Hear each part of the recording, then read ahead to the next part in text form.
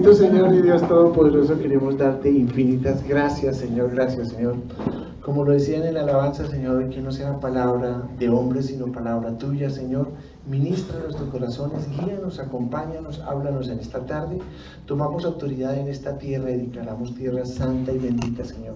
Que tu Espíritu se mueva con poder y gloria, Señor. No permitas, mi Señor y Dios, que nos levantemos de este lugar siendo los mismos, sino transformados por tu gracia, Señor. Hemos venido, Señor, a escucharte a ti, solo a ti, Señor. Permite que cuando salgamos de este lugar salgamos transformados por tu gracia, por tu amor y tu bondad, Señor. Solamente confiamos en ti, Señor. Solo somos un instrumento en tus manos para honrarte y glorificarte, Señor. Que la honra y la gloria, Señor, de este mensaje sea siempre para ti. En tu nombre, Señor Jesús, con el poder, la unción de tu Santo Espíritu. Amén y amén. Bueno, estaba mirando, normalmente uno debe de hablar de lo que le golpea en la semana, ¿sí o no? Dios nos está hablando, nos está tocando, y siempre uno trata como de unir cosas, cositas de un lado, cositas de otro, y bueno, yo creo que todos esta semana, los de la iglesia, estamos impactados y chocados, ¿sí o no? Sí. Estamos muy impactados con lo que pasó con Marta Liliana, con su familia, ¿sí? Y quería proyectarles una foto de una familia muy bonita. Era Leandro, Marta Liliana y sus dos hijos ahí. Y wow, nos golpeó, o sea, por lo menos quebró mi corazón. O sea, yo no puedo desconocer porque es una mujer joven, una mujer de 44 años, con un niño de 8 años, y yo creo que el 90% están por ahí. El único que no ha llegado a los 29, diría Silva, no soy yo. De resto, estamos en esa franja. Eso significa que a cualquiera de los que estamos aquí nos ha podido pasar. Y bueno, ayer estuvimos en el sepelio y le golpea a uno el corazón. De verdad, le golpea a uno el corazón. Y ver una familia tan bonita y unas manifestaciones donde es una mujer espectacular. Era la directora del puesto de salud y por ende, pues eso le permitía que nos hubiera colaborado en el tiempo de la pandemia, que tuviéramos una amiga ahí y realmente era de esas personas que era uno amigo de ella. Era muy chévere, o sea, tal vez en un par de íbamos a salir del país, no podíamos salir porque no teníamos problemas con las vacunas y esa mujer volteó, hizo lo que tuvo que hacer y nos cuadró el tema para que pudiéramos ir. Entonces conocíamos realmente a ese, no era una persona indiferente, era una persona del corazón, y obvio, golpea el corazón. Por otro lado, pues también sabemos el tema de Dana. Dana en este momento la están velando, y es una mujer de 44 años también, que se va y parte a la presencia y deja unos chiquitos, deja unos hijos, y que si bien pues la muerte no es tan impactante porque ya la esperábamos por un cáncer que traía, no deja de preocuparnos que era una mujer de 44 años. Y reitero, por ahí estamos todos. Entonces uno dice, wow, ¿verdad? Entonces eso golpea el corazón. Yo decía, Señor, ¿y qué pretende o qué pretende hablarnos a través de eso? Pues porque nosotros aprendemos de las cosas que nos pasan cotidianamente o de las cosas que nos impactan ahí, y que algo el Señor nos quiere hablar. Algo nos quiere hablar. Yo creo que para mí habló mucho. Luego venía el devocional del jueves. ¿Qué hombres estuvieron en el devocional del jueves? ¿Ninguno? Ah, bueno. 1, 2, 3, bueno, listo. Gloria a Dios, Señor, 3 salvos. ¿Sí?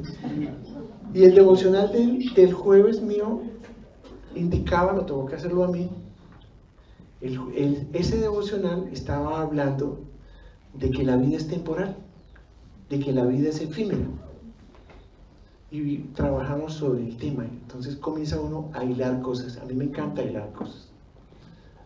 Yo cojo los elementos que Dios me haga, los meto en una olla y saco lo que el Señor quiere.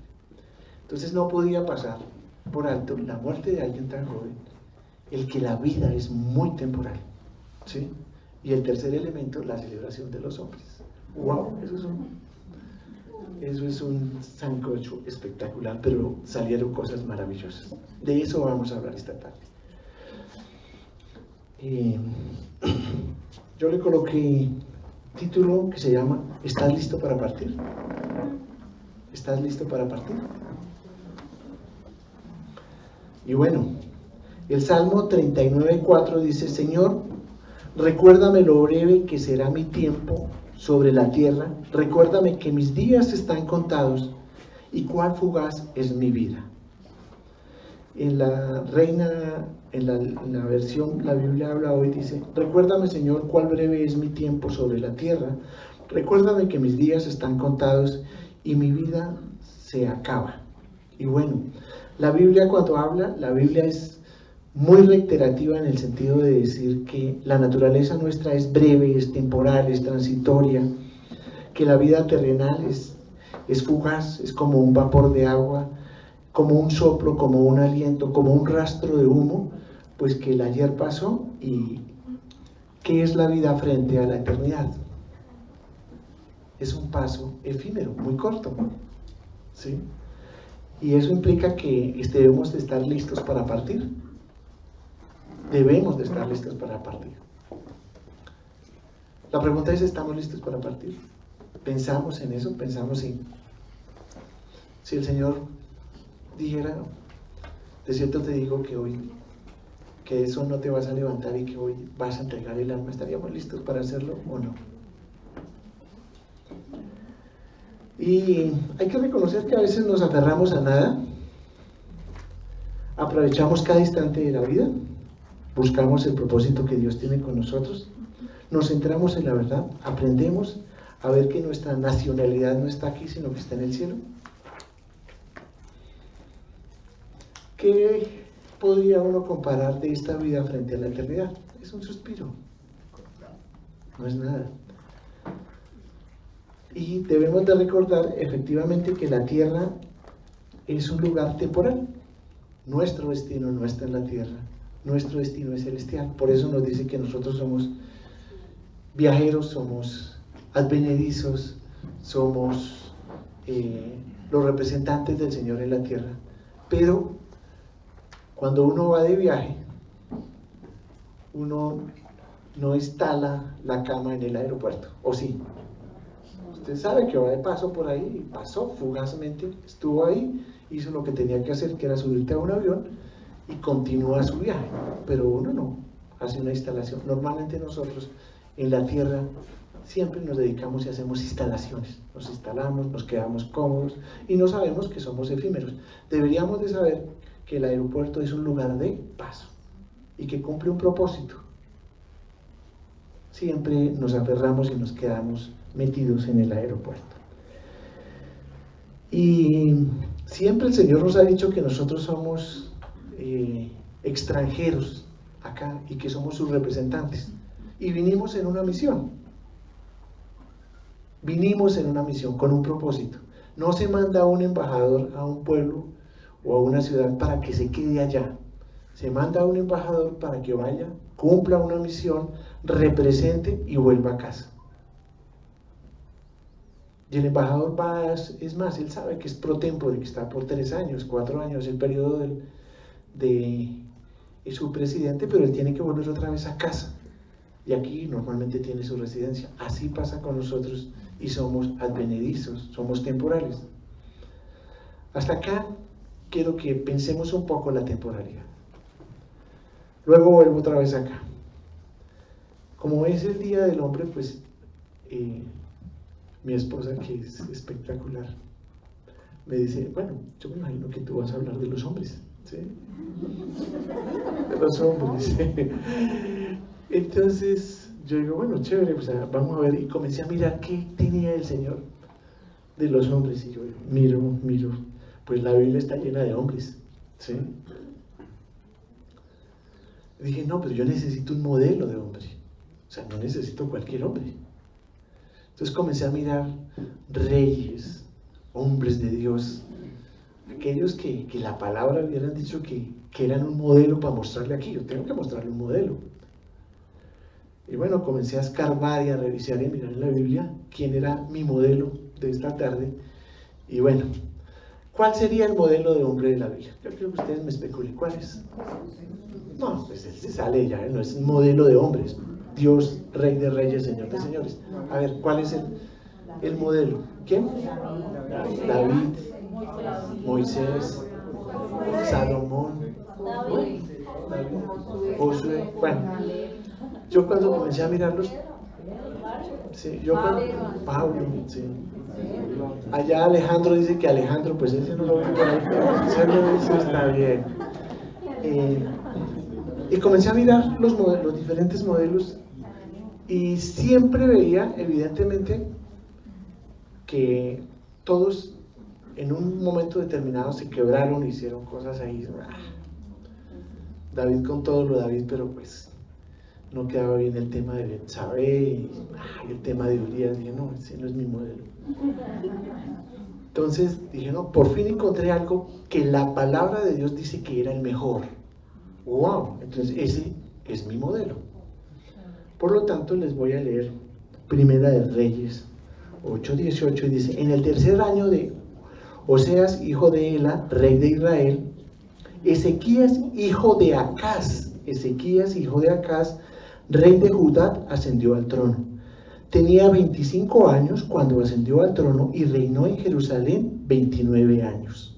Su madre era Abi, hija de Zacarías. Ezequías hizo lo que agrada al Señor, pues en todo siguió el ejemplo de su antepasado David. Quitó los altares paganos, destrozó las piedras sagradas, quebró las imágenes de la diosa Acera. Además destruyó la serpiente de bronce de Moisés, que había hecho que los israelitas todavía le quemaban incienso y la llamaban Nehustán. Ezequías puso su confianza en el Señor Dios de Israel. Punto seguido, lo que viene a continuación dice: no hubo otro como él entre todos los reyes de Judá, ni antes ni después. Entonces les vamos a hablar esta tarde de Ezequías, y si ustedes no lo sabían, la palabra de Dios dice que fue el mejor rey, mejor que David, ni antes ni después. Entonces marca la historia. Entonces el modelo de esta tarde se llama Ezequías. Vamos a trabajar con Ezequías. Dice: entre todos los reyes, ni antes ni después, se mantuvo fiel al Señor y no se apartó de él, sino que cumplió los mandamientos del Señor le había dado a Moisés. El Señor estaba con Ezequías y por lo tanto tuvo éxito en todas sus empresas. Y wow, o sea, 3 cosas para resaltar de Ezequías. Primero, que la palabra de Dios, que es verdad, dice que no hubo ni antes ni después mejor rey que Ezequías. Y nos hace una serie de disposiciones en torno a qué fue lo que hizo Ezequías. Lo segundo que me marca a mí es que dice que el Señor estaba con Ezequías y halló una relación directa. Si yo hago lo que el Señor me manda, si yo soy el modelo y hago las cosas, siempre el Señor va a estar conmigo. Y si el Señor está conmigo, por lo tanto tuvo éxito en todas las empresas. Ezequías comenzaba algo y le iba wow, súper wow. Y comencé a hacer reflexiones esta mañana, me desperté un poco temprano.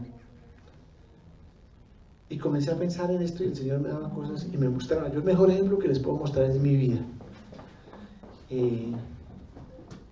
Yo me casé a los 39 años y después de que me casé hice las cosas bien y comencé a hacer las cosas, Dios comenzó a bendecirnos.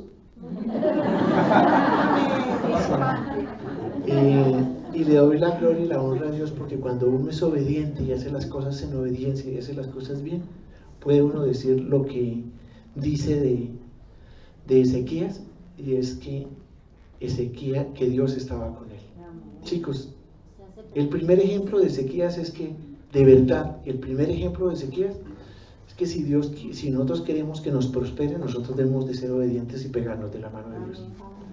Y le digo ¿por qué?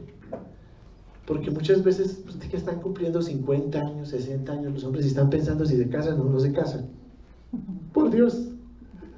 ¿En qué país viven? ¿Sí? ¿Dónde ven? Un amigo dice que tiene más Biblia una mezquita. De verdad que ellos, o sea, si la palabra de Dios en todo momento está diciendo que no es bueno que el hombre esté solo. Y estamos viendo que la gente se muere joven, ¿sí? Pero no, están esperando que Dios les dé grandes revelaciones. Sí, no. O sea, a veces hay que tomar decisiones porque los tiempos son malos. Y le digo una cosa, ¿por qué? Porque el hombre cuando se casa, el hombre tiene una ayuda idónea. Pero nosotros, como somos hormonales, pues realmente hacemos las cosas bien. Nos centramos en lo que tenemos que hacer. Eso endereza nuestro camino. Y el primer testimonio que doy yo es que los mejores tiempos que he pasado, los he pasado de casados. Hoy celebramos ahorita. Sí. Y mi esposa me hacía una confesión en este tiempo que me pareció muy chévere. Me decía, la mitad de mi vida he estado contigo. Dice uno, ¿verdad? Wow, chévere. O sea que de aquí para arriba ya comienzo a ganar yo. ¿Sí o no? Más tiempo conmigo. Pero ese es un tema muy reflexivo. De verdad, o sea, hay que comenzar y organizar nuestras vidas. Me encantaba la alabanza, a veces uno se amolda. De verdad que a veces se amolda. Y yo quiero que esta tarde rompen el molde. De verdad, o sea, basta ya con esos temas que nos tienen apachurrados, apretados, metidos en un molde, en una vida miserable, pensando y orando las mismas vainas y ahí agarrados del mismo avión fallando. No. O sea, no podemos irnos de acá con esa mentalidad tan pobre, sino que tenemos que romper la estructura. O sea, esta no puede ser una charla más, porque usted no sabe si a la vuelta de la esquina viene un carro en contravía y ahí su vida acabó. Aquí hay que, hombre, menos amargura y más decisiones. Hay que cambiar. Yo no sé si ustedes están amañados con su vida, pero es hora de pensar realmente en cosas y tomar decisiones que a veces nos dan miedo, pero que hay que hacer cosas, de verdad, hay que hacer cosas, no podemos seguir. Yo quiero que sigamos avanzando porque el Señor me mostró muchas cosas que a mí me han ministrado. Me encanta cuando a mí me ministran, o sea, yo estoy feliz porque a mí me dijo cosas el Señor. Ezequías sabía quién era, Ezequías sabía su propósito en la vida y el momento oportuno. Ezequías se mantuvo fiel al Señor, no se apartó de él, cumplió los mandamientos que el Señor le había ordenado. Y me quise ir un poco a mirar un poco de Ezequías, y en Segunda de Reyes 19, se lo dejo para que lo miren en la casa, hay un relato maravilloso, un relato muy espectacular de Ezequías. Segunda de Reyes 19. Segunda de Reyes 19 nos cuenta algo de la vida de Ezequías. Y nos cuenta un pasaje. Senaquerín, rey de Asiria, venía barriendo con todo. Había derrumbado más de 20 reyes. Y uno de ellos era el rey de Israel, que había acabado de pasar por Samaria y barrió con Samaria. Recuerden que Samaria era 10 tribus y media y que Judá era tribu y media. Entonces usted puede decir, si son 12 ya me llevé a 11 por delante, y si uno, eso es pan comido. Entonces él venía muy orgulloso, orondo, diciendo, díganle al rey de Judá que en quién puso su esperanza. Si se dan cuenta sus hermanitos, ya me los comí vivos, son pan comido. Y usted será lo mismo, mejor déjenme, yo paso por ahí, no, y le respeto la vida. Dice, ¿o en quién tienen su esperanza? ¿Acaso en el Dios? ¿Esos de atrás no estaban también puestos la esperanza en ese Dios? Ese Dios no es nada. Ahí se metió con Dios. Ahí se metió con Dios. Es una cosa espectacular. Cuando se meten con nuestro Dios es fascinante. Entonces Ezequías se va al templo y le dice, Señor, no se metieron conmigo, se metieron contigo. No es mi honor sino el tuyo. Yo voy a pelear por tu honor. Y wow, sale este enano a pelear por el honor de Dios. Y dice, wow, eso se necesita tener mucha sabiduría y coraje. Y ayuna, ora y le pone en las manos de Dios. Y le dice, Señor, nosotros somos apenas 15,000. del otro lado vienen más de 200.000. Coloquialmente hoy diríamos, eso es pelea de tigre con burro amarrado. No hay nada que hacer. Si no tú metes la mano acá, no hay nada que hacer. Y ahí estaba en ese momento nuestro amigo Isaías, el profeta Isaías estaba y estuvo en ese periodo. Entonces él ora, ayuna, y luego, si usted revisa, lo vas a mirar más adelante, que era su vida espiritual, termina de orar y le dice Isaías, así dice el Señor. A mí me encanta cuando la palabra del Señor dice, así dice el Señor. Dice, ese tipo no tocará este piso, ni disparará una sola flecha contra acá, porque esa pelea es mía. Y efectivamente, al otro día dice que esa noche pasó el ángel del Señor, se agarraron unos con otros y murieron 185.000. Y sabe que en el año 2010, la BBC de Londres hizo un estudio allá y descubrieron que había habido una mortandad en esa época. O sea, demuestran que el hecho fue cierto, real y veraz.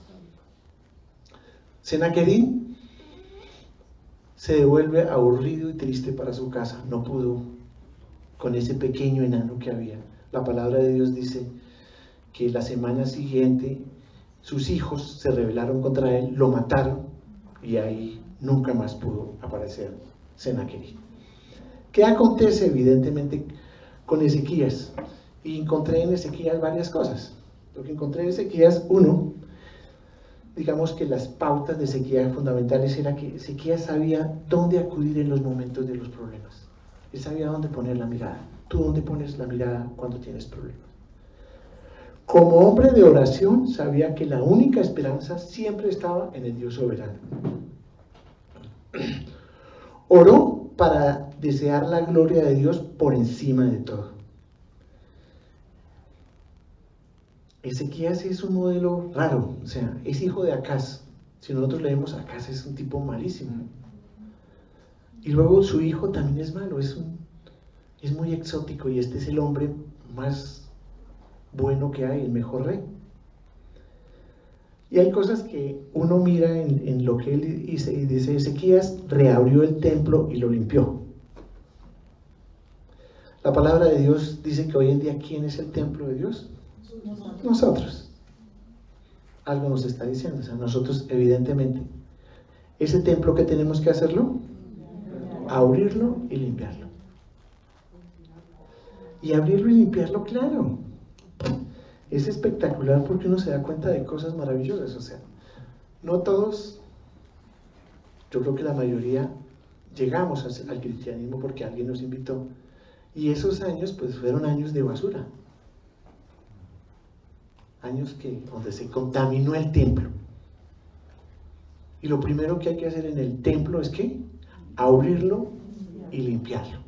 Es hora de que le hagamos aseo al templo.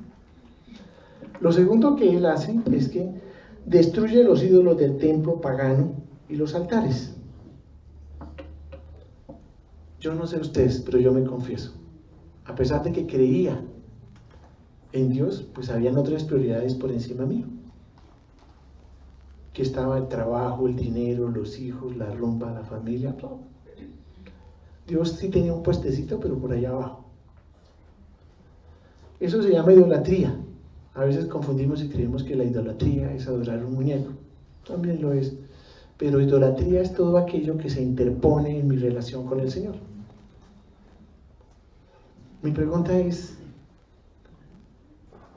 ¿tenemos claro? Yo siempre hago hincapié en ello. ¿Está primero Dios en tu vida o no? ¿O está primero tu trabajo, tu familia? Voy a preguntar algo que no es, pero sí es. ¿A qué le dedicas más tiempo tú? ¿Tu mente dónde está consagrada? En el tema del trabajo, de hacer, de que no tengo recursos, de que... Eso es un Dios. Y mientras tú no seas consciente y lo derribes y lo quites, pues, aunque creas ser cristiano, es una persona que idolatra. Muchas veces los problemas se nos vuelven ídolos. Se nos vuelven ídolos y resulta que no creemos en ese Dios maravilloso que tiene todo bajo control. ¿Sí? No voy a decir hoy nombres, pues por no decirlos, pero alguien que dice, no, estoy preocupado y venía preocupada. ¿Sí? ¿Y de qué te preocupas? Dios tiene todo bajo control. Amén. Eso es falta de fe. Y finalmente, si pasa algo, lo peor que podría hacer es que estoy en el segundo siguiente, en la presencia de Dios. Pero tú no, o sea, Salmo 91 no me dice que estoy al amparo y al abrigo de sus alas, bajo su protección divina. Que aunque ande en el valle de la sombra y de la muerte, no temeré mal alguno porque tú estarás conmigo. Entonces, ¿para qué lo cantamos y lo decimos si no lo creemos? Yo me apropio de esas palabras. Yo me apropio de esas palabras. Todos los días le digo, o sea, a mí no me va a pasar nada. Porque Dios está conmigo. O sea, los salmos son bonitos, pero si los ponemos nosotros y le decimos, Señor, esta es tu palabra y tu palabra es verdad. Pero no me salgo de su voluntad. Y sé evidentemente que Él me está cuidando y me está protegiendo. Dice que restableció la adoración y estableció el sacerdote levítico. Y hay dos cosas, restableció la adoración. Nosotros tenemos un mal concepto de lo que es adoración. Nosotros creemos que adoración es sentarnos a cantar cancioncitas bonitas que nos tocan el corazón y nos hacen respirar. Eso no es adoración. Adorar es tener una comunión con Dios. Adorar es que me levanté y le dije, Señor, buenos días, ¿cómo estás? Mira, tengo este problema. Adorar es que si voy rumbo a la oficina le digo, Señor, estamos en líos, necesitamos platica para pagar las cuentas. Esa comunión permanente con Él, contarle nuestras alegrías, nuestras tristezas. Adoramos a Dios cuando tenemos una relación con Él. Ahí adoramos a Dios. Quitémonos el concepto solamente de la canción, de que me tocó el corazón, no, es hacerlo parte. ¿Sí? Tú dices, yo te adoro, y yo te adoro cuando pienso en todo momento, 24 horas, 365 días, cuando mi primer pensamiento es Él, el último de la noche, cuando realmente tengo una relación con Dios. Y Él está ahí, recuerde que Él quiere tener una comunión conmigo, lo veíamos la última vez. Y dice que el sacerdote levítico, ¿se acuerdan que dicen que nosotros somos qué? Real sacerdocio, linaje escogido por nación santa. Nosotros somos real sacerdocio, o sea, somos los sacerdotes que Dios nos ha asignado. Entonces es recuperar la esencia de la palabra, no lo que me han enseñado, sino yo voy a la verdadera esencia, a lo que Dios ha hecho. Eso era el sacerdote levítico. A los levitas Dios les decía que eran los que deberían de llevar su palabra. ¿A quién me está diciendo que lleve la palabra hoy? A mí. Wow. Ezequías también estableció la celebración de las Pascuas sacrificiales. Y me gusta eso porque la Pascua era un lugar cuando se reunía toda la congregación y celebraban en torno a ese Dios maravilloso. Diríamos que aquí estamos haciendo una Pascua, cuando nos reunimos, compartimos y hablamos de lo que más nos encanta. Dios le encanta que vivamos en comunidad y que recuperemos eso. Más adelante lo vamos a ver, pero Dios no es un Dios anacoreta. O sea, anacoreta eran aquellos que se retiraban al desierto a adorar a Dios. No, porque en el cielo no vamos a estar aislados. En el cielo vamos a estar en comunidad.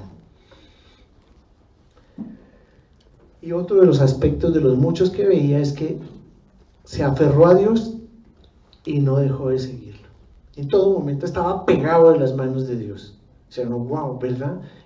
En ese momento tan difícil, porque yo me imagino que la situación no era fácil, sino era muy difícil, el sentir que venían 200,000 soldados y que nos hacían polvo, es un momento donde yo digo, dejo de preocuparme y pongo la mirada donde la tengo que poner. Ahí debería de estar. Y bueno, efectivamente vemos la respuesta de Dios. Ese era Ezequías. Pero ahora quiero llegar a la parte donde voy a unir con la primera parte. Me voy a Isaías 38. En Isaías 38 dice, por aquellos días Ezequías se enfermó gravemente y estuvo a punto de morir. El profeta Isaías, hijo de Amós, fue a verlo y le dijo, así dice el Señor, wow, pon tu casa en orden porque de cierto vas a morir. No te recuperarás. Ezequías volvió el rostro hacia la pared y le rogó al Señor: recuerda, Señor, que me he conducido delante de ti con lealtad y con un corazón íntegro, y que he hecho lo que te agrada. Y Ezequías lloró amargamente. Entonces la palabra del Señor vino a Isaías: ve y dile a Ezequías que así dice el Señor, Dios de sus antepasados: he escuchado tu oración, he visto tus lágrimas. Voy a darte 15 años más de vida, y a ti, y te cuidaré, lo libraré de caer de manos del rey de Asiria, y yo defenderé esta ciudad. Y aquí uno con lo que venía arriba. Y es, Ezequías, a pesar de ser un buen chico, va a morir. Pero el Señor amablemente, Ezequías ha sido tan buen personaje que le dice, es el único que le anuncia, le digo, de cierto te dice que de esa enfermedad no te vas a levantar y te vas a morir. Pero Ezequías no estaba preparado para morir. Estaba amañado y dice, Señor, la verdad no me quiero ir todavía, déjame unos días. Y yo quiero que hoy todos nos pongamos en el papel de Ezequías.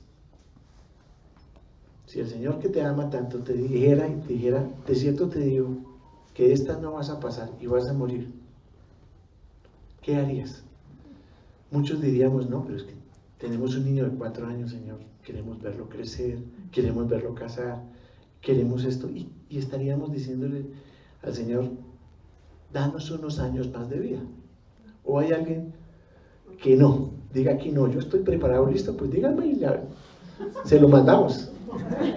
Sí. Pero normalmente no estamos preparados para ese momento, pero qué chévere que nos digan. Y yo quiero que miren qué pasó acá. Lo primero que dice es que él oró, y él oró con las siguientes palabras: recuerda, Señor, que yo me he conducido delante de ti con lealtad, con un corazón íntegro, y que he hecho lo que te agrada. Ezequías tenía fundamentos y razones para pedirle más vida. O sea, yo he sido uno de tus chicos y he sido buen chico, me he cumplido contigo, he cumplido los mandamientos, he hecho lo que te agrada a ti, y he sido muy condescendiente contigo. La pregunta es, ¿nosotros podríamos decir y dar los mismos argumentos? Creo que por allá alguien es honesto y dice no, porque Ezequías sí tenía argumentos para decirle, dame vida. Y lo primero que tenemos que pensar es que si nosotros queremos tener largos años, tenemos que tener esa relación como la de Ezequías, que le diga, Señor, dame largos años porque yo estoy haciendo lo que te agrada a ti, estoy cumpliendo tus mandamientos. Y me gusta porque a veces Dios cambia de concepto. O sea, la voluntad de Dios era que muriera Ezequías, pero Ezequías le da unos argumentos y el Señor dice, bueno, listo, o sea, esa no es la última palabra de Dios. Dios puede cambiar de parecer y decir, sí, démosle 15 años más, porque ya la orden de Dios es, tienes 15 años. No, de cierto te vienes, tienes 15 años. Y Dios cambia de parecer con la oración que hace Ezequías.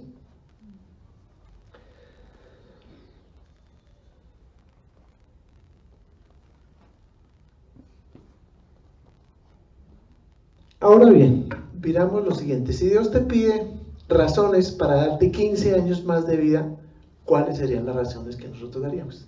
Piensa por un minuto cuáles serían. Señor, es que no, pero aquí no son razones de mi hijo, sino son las razones de mi conducta, de mi proceder.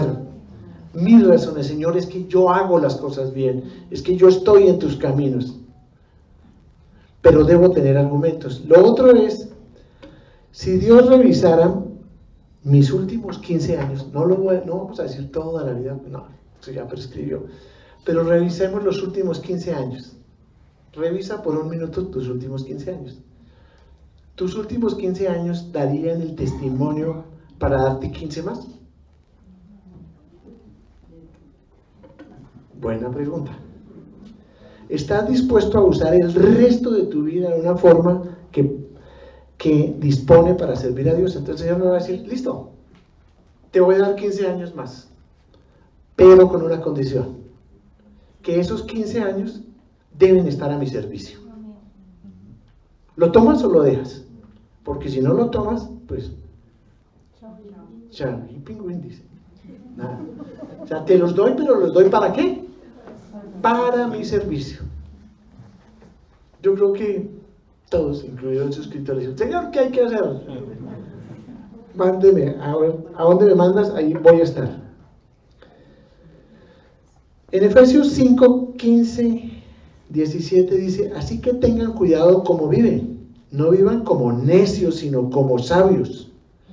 Saquen el mayor provecho a cada oportunidad en estos días malos. No actúen sin pensar, más bien procuren entender lo que el Señor quiere que haga. De ahí se desprende uno. ¿Estás teniendo cuidado cómo vives o no? Segundo, ¿vives como necio o como sabio? Tercero, ¿le sacas el mayor provecho o oportunidad a cada día o no? ¿O lo llaman limoncito? Porque a veces uno se amarga la vida por nada y se tira los días por cosas que no valen la pena o hace necesidades. ¿Actúas pensando, procurando entender lo que el Señor quiere que hagamos o no? En 2 de Timoteo 2:21 dicen, si alguien se mantiene limpio llegará a ser un vaso noble, santificado, útil para el Señor y preparado para toda buena obra. El Señor quiere que nosotros seamos limpios y estemos limpios para utilizarnos como un vaso.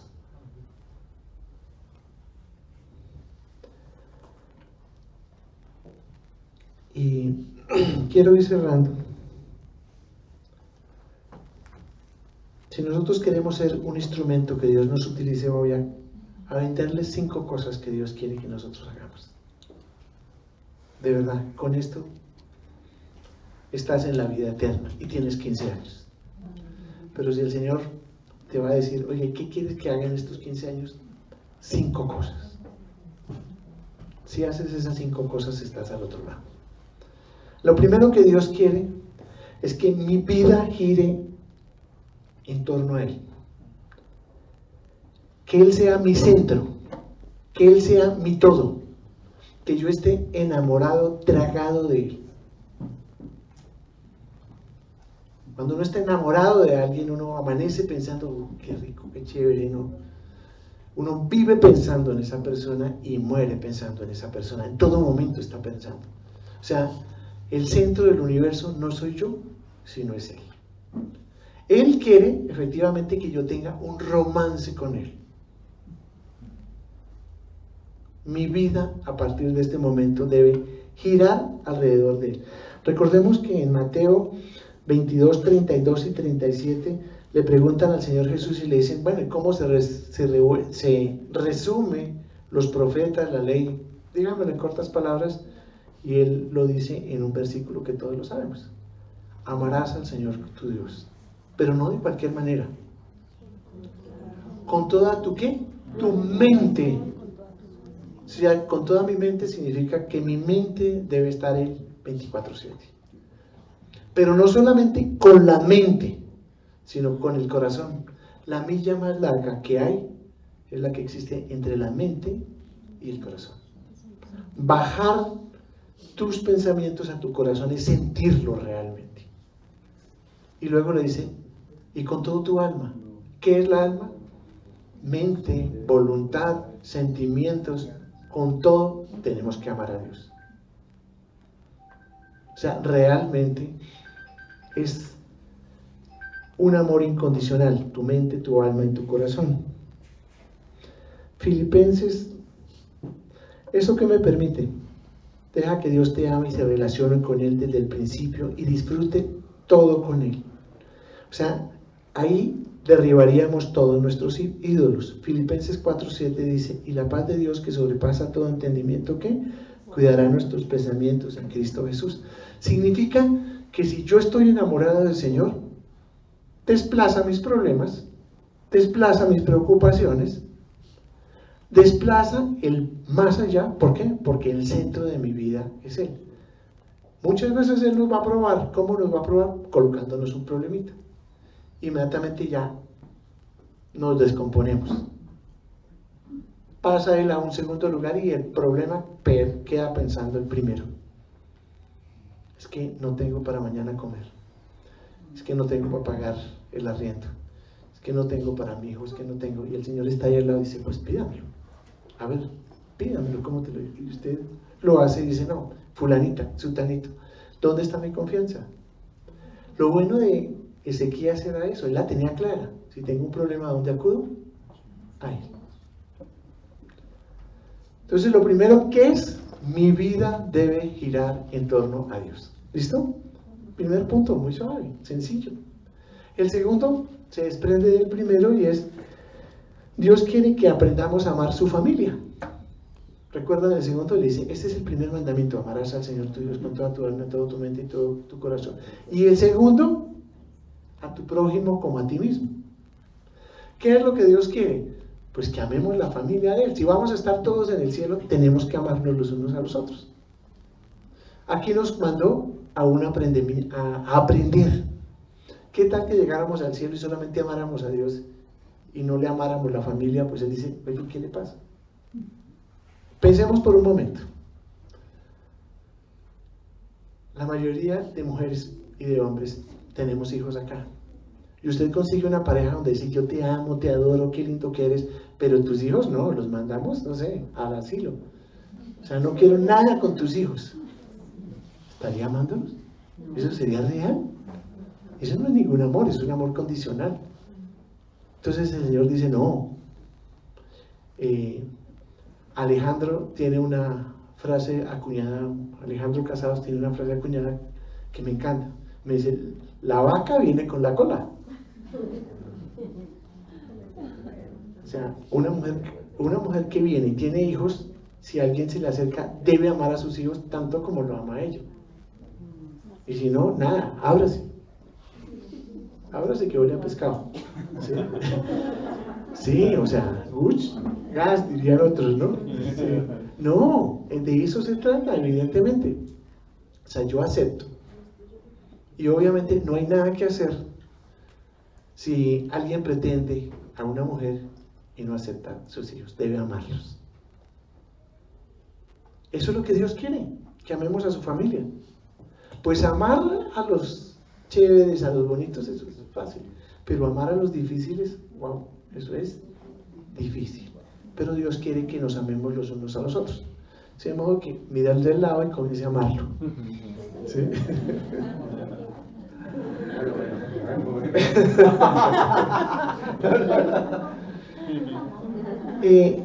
El Señor le dijo, y evidentemente, vuelvo y reitero, el Señor dijo, no es bueno que el hombre esté solo.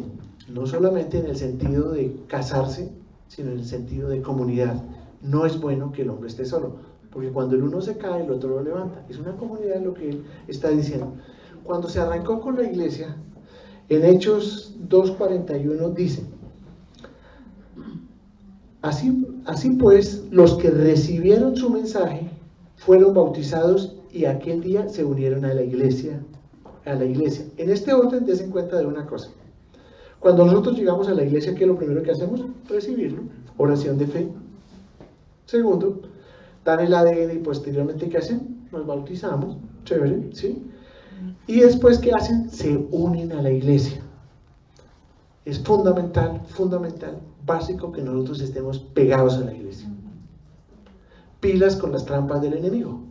No es que yo me retiro, no voy este día, lo veo por internet, no voy al otro y comienzo a enfriarme. Cuando me estoy dando cuenta estoy a millas. Como la chimenea, el El ejemplo del pastor Darío, que dice que cuando está la chimenea prendida y todos los palitos quemándose, yo cojo uno y lo saco, lo pongo afuera y dura un prendidito y después se va agotando ahí. Entonces es importante cuando nosotros, muchos de los que estamos aquí de pronto tenemos ganas de tener una pareja, pero esa pareja debe sumar.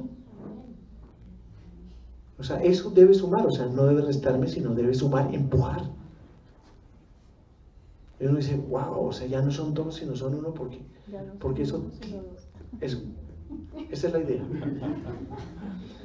Entonces mira, luego en el 42 dice, se mantenían firmes en la enseñanza de los apóstoles, en comunión y en compartir el pan y la oración. ¿Qué hace uno cuando llega a la iglesia?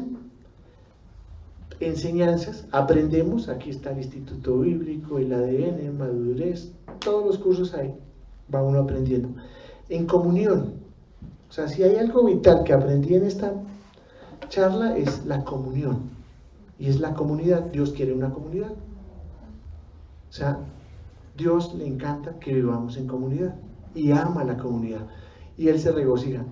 Yo quiero, siempre lo digo, y de verdad, cuando lleguemos al cielo, les prometo que Dios tiene esta grabación. Y le prometo que Él está aquí. De verdad que le prometo aquí. Y muchas veces hará caritas bonitas y dirá, bien. Y otras veces dirá, ¿de qué habla? ¿Sí? Pero le prometo que Él está aquí. Partiendo el pan, el compartir, el comerse algo, el tomarse un cafecito, súper chévere. ¿Y qué? Y en la oración. Nosotros nos reunimos siempre ¿a qué? A orar. Él es el centro de nuestras vidas. Entonces, no se les olvide. Primero, nuestra vida debe ¿qué? Girar en torno a Él. Segundo, ¿qué es lo que Dios quiere? ¿Qué? Entonces, Dios quiere que lo amemos, Dios quiere que amemos a su familia, ¿sí? Y el tercero, Dios quiere que crezcamos espiritualmente, ¿sí? Que crezcamos, o sea, dice, por eso dejando, Hebreos 6 dice, por eso dejando a un lado las enseñanzas elementales acerca de Cristo, avancemos hacia la madurez. Creo que con uno de los cursos que más nos hemos divertido este año ha sido con madurez espiritual. El Señor nos ha regalado más. ¡Wow! Es más, lo volvimos devocional y súper chévere. ¿Por qué? Pensemos lo siguiente, o sea, todos los que estamos aquí somos padres, es el parejito, pero ya pronto estamos orando por eso. Amén. Sí. Por fe. Sí.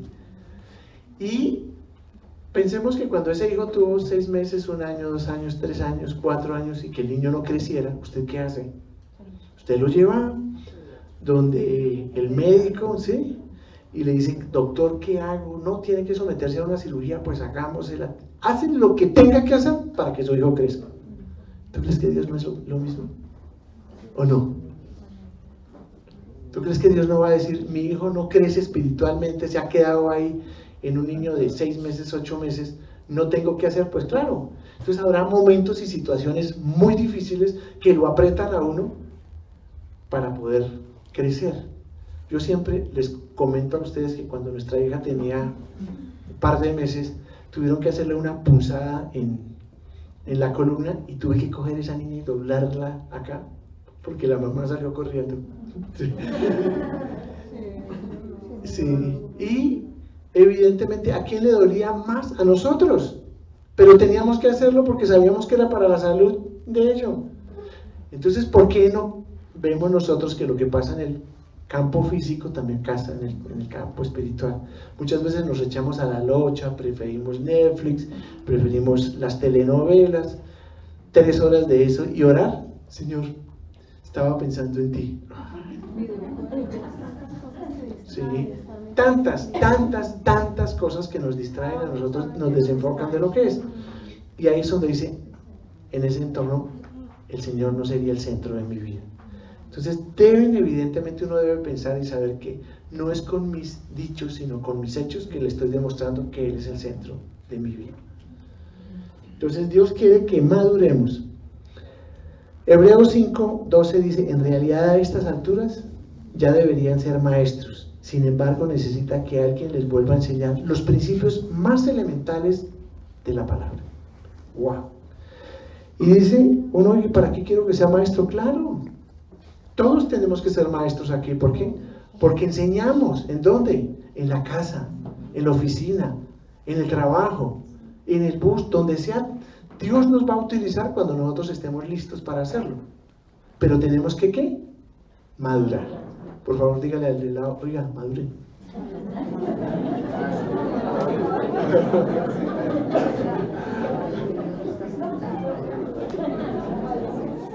Bueno. Entonces, cuarto, Dios quiere que le correspondamos. Primera de Pedro 4:10 dice: cada uno ponga al servicio de los demás el don que haya recibido, administrándolo bien la gracia de Dios en sus diversas formas. Dios, efectivamente, y el Salmo 116:12 dice: ¿cómo podré pagar al Señor todo el bien que me ha hecho? Y wow, esto golpeaba mis entrañas. La pregunta es, de verdad, hagámoslo cada uno ahí, ¿cómo podré pagarle al Señor todo el bien que me ha hecho? Y yo quiero recordarles, o sea, lo menos que el Señor ha hecho es que le ha dado vida. Si estás aquí, le ha dado salud. Si estás aquí, le dio el desayuno de la mañana, te dio una cama donde dormir, te dio una familia. Existen miles de razones para darle gracias a Dios. Y yo quiero realmente que nosotros lo veamos. Esta semana se me acabó el jabón. Y fue muy chévere. De verdad se me acabó el jabón y me di cuenta cuando estaba en el baño, no hay jabón. Pero, ¿qué te iba a decir? Pero todos los días Él me lo da. Y si un día me falta, está bien para saber que Él cuida y que me da todo. Y hay esas cosas que uno las da por sentadas. Y no tiene que ser así. O sea, la gracia de Dios no debe ser que lo doy por sentada, sino que cada día sus misericordias son nuevas. Cada día me regala la casa, la cama, el empleo. Cada día me lo regala. Porque Él podría decirme: te doy la casa, el carro, la beca, todo lo que sea. Te la doy por un año, y en un año me devuelves todo. ¿Y qué hago? No sé. Pero todos los días me lo regala. Lo que sucede es que nosotros vemos los que nos falta y no lo que tenemos. Y ahí perdemos, ¿qué? La gratitud. Entonces, si el Señor dijera: bueno, si yo te doy todas esas cositas, ¿cómo me correspondes? Pensemos por un minuto. Los que tenemos hijos, nosotros nos vamos, buscamos lo de la universidad, lo del colegio, el pan de la mesa, tener la mejor cama, la mejor. Y si vamos, le compramos un saco y se lo llevamos, cualquier cosita de esas, pero queremos lo mejor para nuestros hijos. Pero la verdad es que nosotros también somos interesados. ¿Qué nos interesa? Que nuestro hijo demuestre gratitud, agradecimiento, que alegría. ¿Qué también necesitamos? No, que es que ve que todos están comiendo y la mamá está sirviendo, pero de pronto se levanta y trae un vaso de agua y lo pone ahí y uno dice: oiga, ¿qué ha comedido? Me encanta eso. Y eso, ama uno eso de sus hijos. ¿Usted cree que Dios es diferente? O sea, tú tendrías la capacidad de poner un vaso de agua ahí y de ser. Por eso, efectivamente, cuando uno sirve y es un servidor de Dios, le está devolviendo un pedacito a Dios, le está devolviendo una boronita a Dios. Cuando usted hace la llamada, cuando usted llega aquí, cuando usted pone el mantel, cuando usted sirve, cuando usted recibe a una persona, cuando hace lo que hace, usted está sirviéndole a Dios. Es la extensión de sus brazos, de su boca para Dios. Y ese es el tiempo que Dios quiere. O sea, Dios que quiere que todos los que estamos aquí seamos servidores. Amén. Amén. Todos. Oiga, devuélveme una borona. Devuélveme una borona de todo lo que yo te he entregado. Devuélveme algo. ¿Cómo? Sirviendo. Ahora pensemos por un minuto. Todos nos acordamos que un día el Señor se quitó el manto, cogió la toalla y lavó pies. ¿Sí? Pero mire lo que hizo en la última cena. Cogió el pan, lo partió y lo repartió. Cogió el vino y lo repartió. Eso lo hace un sirviente. Pero él no tenía problema en hacerlo. Todo el mundo dice, y partió el pan. ¿Por qué lo partía él? No había quien lo partiera. Pedro no era bueno en eso. Pero lo que lo partió fue él. Quien sirvió el vino, ¿quién fue? Él. No le estaba sirviendo a todos. Increíble, el que hizo el cosmos en su lugar, el que puso la tierra, el que hizo absolutamente todo, le estaba sirviendo a los demás. Bueno, y si lo hizo él, ¿por qué no lo hace usted? Siempre, de verdad me precio decir, de verdad, y lo digo de corazón porque lo he sentido así, que aquel que le sirve a Dios, Dios no se queda con nada, Dios nos paga absolutamente todos, nos lo devuelve. Dice, yo no lo quiero deber nada, pobres. Y Él nos paga, pero aparte de eso, nos paga solamente el 10% y el 90% lo deja en el cielo. Cuando lleguen, allá tenemos una cuentica así, chévere. Ahora, ¿cómo le servimos a un Dios invisible? Pues el Señor dice que cuando le sirve a uno de mis hermanos, le estoy sirviendo a Él. Cuando yo le sirvo a cualquiera de la comunidad, le estoy sirviendo a Dios. Cuando yo le comparto a cualquiera de la comunidad, le estoy compartiendo las buenas nuevas del Señor. ¿Estoy sirviendo? ¡Wow! Servir realmente es un privilegio. Y lo último punto es, Dios quiere que le hablemos a otros de su amor.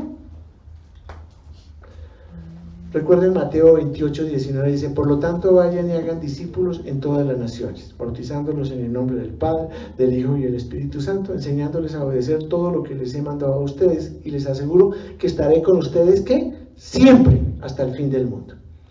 Y Él nos manda que le compartamos a otros el testimonio. Y a mí me encanta, los que somos abogados entendemos esto muy fácil. Uno es el papel que hace el abogado, otro es el papel del testigo. A veces nosotros nos volvemos abogados de Dios. No, Él no necesita abogados, Él necesita testigos. ¿Qué hace un testigo? Pues echa el cuento.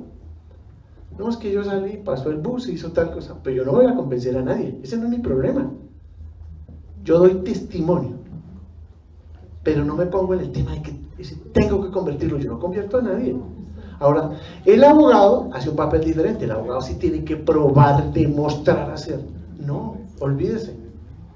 El Señor dice que dejamos testigos, no abogados. Entonces usted no se preocupe. Usted eche el rollo y ya. ¿Qué es lo que tiene que hacer? Compartir lo que Dios ha hecho en mi vida. Eso es un testimonio. Yo no sé, yo les cuento. Antes de conocer a Cristo era esto, era esto, era esto, era esto. Conocí a Cristo, mi vida ha cambiado, he podido producir, he hecho cosas. Eso es lo que Dios quiere que hagamos. El resto lo hace Él es el abogado. A veces nosotros nos ponemos en el papel del abogado y del defensor de Dios y Él, no me ayude tanto, no me ayude tanto. ¿Sí? Déjelo a Él que haga el tema. Ahora pensemos por un minuto esto. Yo me acuerdo muy claramente quién me compartió del Señor. Esa señora se llamaba Alba Rubio Valencia. Lo hizo ya hace unos muy buenos años y me dice, venga, le quiero conocer, le cuento, no sé qué, y me llevó y tal vez nunca le había dado gracias a Dios, pero le estoy dando gracias a Dios por la vida de Alba Rubio Valencia. ¿Quién le compartió al Señor? No tengo ni idea quién le compartió, pero hoy quiero que haga una oración por esa persona y le dé gracias a Dios por la vida de esa persona. Pero hoy quiero que nos volvamos nosotros Alba Ruiz, o sea, que le compartamos a otra persona.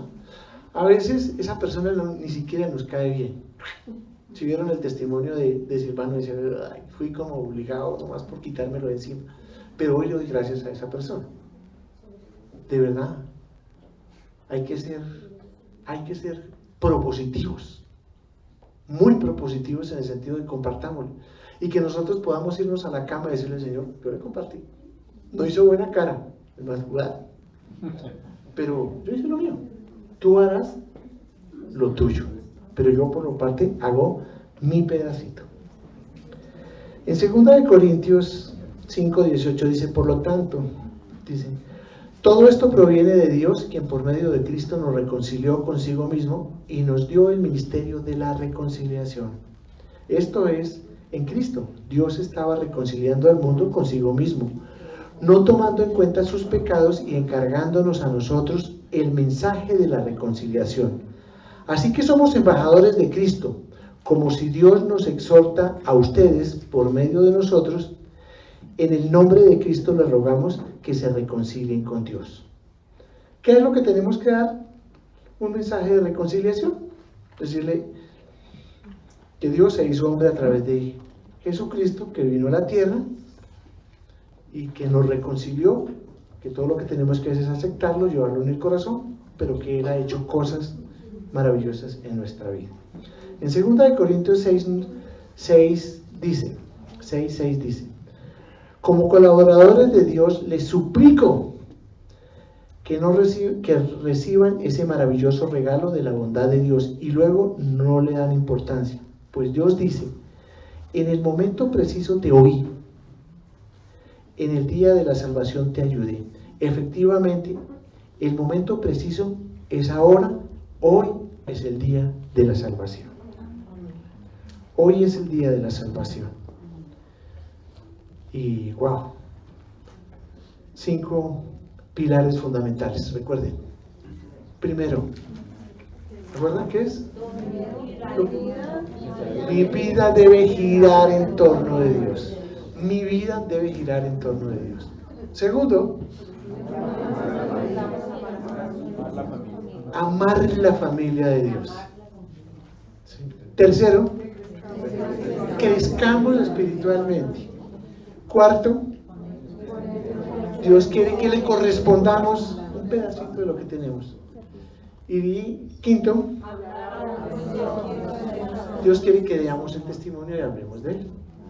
Fácil, muy fácil, súper fácil, ¿cierto? Hoy es el día de la salvación.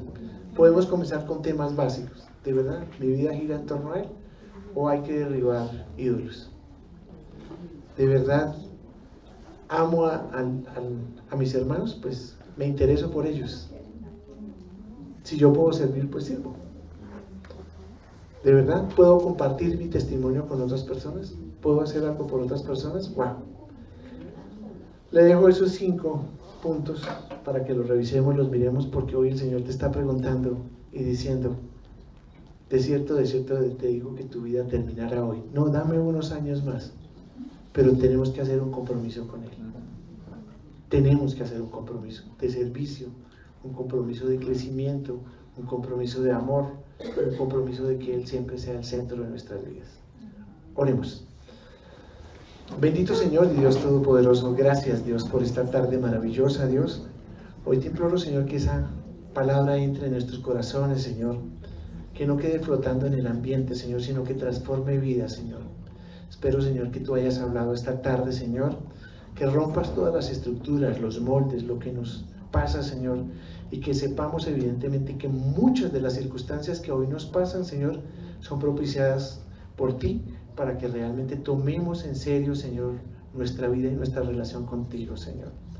Señor, hoy te damos gracias, Padre lindo y eterno, por personas que pasan por nuestra vida y dejan huellas, Señor. Por eso te damos gracias por la vida de Marta Liliana, de su hijo, Señor, y te damos gracias por la pronta recuperación de Leo y de su hijo, Dios. Señor, gracias, Señor, porque a veces la ausencia de personas que respetamos, que amamos, nos llevan a profundas reflexiones, Señor. Pero también entendemos, Señor, que tú estás golpeando ahí, Señor, llamando. Señor, ¿hasta cuándo tendrás paciencia con nosotros, Señor, de vernos que en la misma piedra caemos, Señor, y que nos rompemos esa vieja molde, esa vieja estructura y salimos avante? Por tu misericordia, Señor, prometemos, Dios Todopoderoso, que los días que nos restan y que nos dan, Señor, estarán comprometidos en tu servicio, Señor, poniendo nuestros dones, talentos a tu servicio, Señor, amando a los demás, Señor, y se aman a través del servicio, de la dedicación, de dejar el egoísmo nuestro, Señor, para poderlo poner al servicio de los demás, Señor. Cuando nos desprendemos de algo, Señor, para dártelo a ti, lo hacemos de esa forma, Señor. Gracias, papá, por lo maravilloso que es, Señor. Gracias porque servir es un privilegio, Dios. Gracias, papá lindo y eterno, por toda la bondad y misericordia que derramas hoy sobre nosotros, Señor. Papá, que vivamos para servirte, Señor. Porque de verdad, Señor, si no servimos para vivir, no servimos para servir, Señor. Dios, que seas tú guiando nuestros pasos, bendiciendo, iluminando, guiando, acompañando, Señor. permitiéndonos, Señor, romper las estructuras y que cada día avancemos en pro de ti y de la madurez, Señor. Oramos, Señor, en esta preciosa tarde, en el nombre de nuestro Señor Jesucristo, con el poder y la unción de tu Santo Espíritu. Amén, amén y amén.